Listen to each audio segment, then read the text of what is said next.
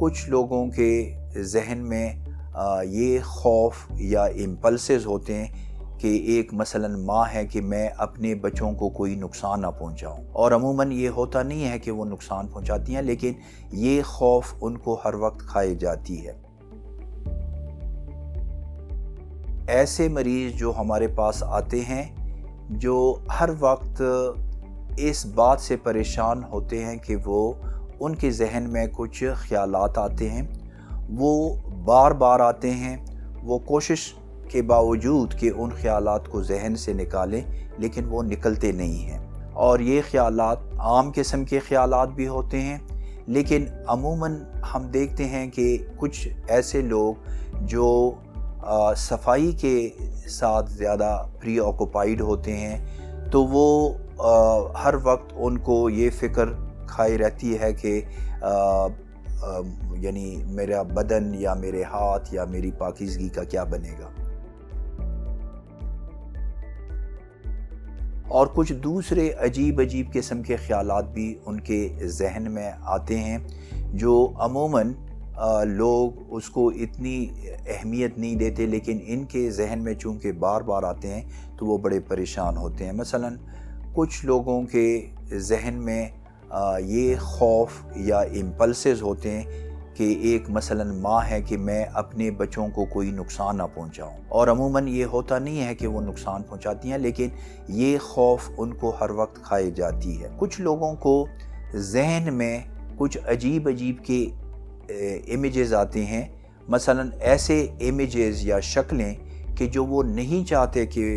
وہ ان کے ذہن میں آئیں، لیکن وہ ان کو روک نہیں سکتے۔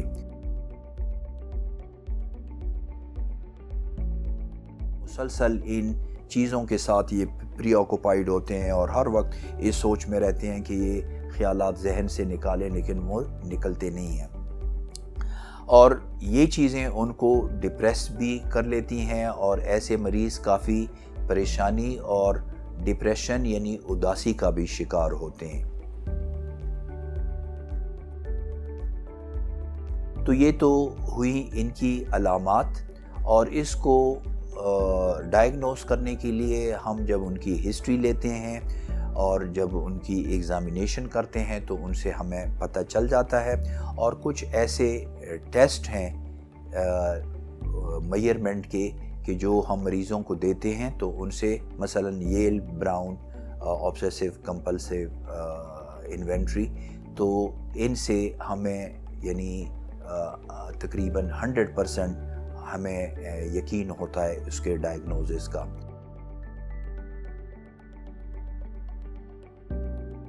اور جہاں تک پھر اس کے علاج کا تعلق ہے تو اس کے علاج مختلف طریقوں سے ان کا علاج ہوتا ہے۔ زیادہ تر تو ہم میڈیسن استعمال کرتے ہیں،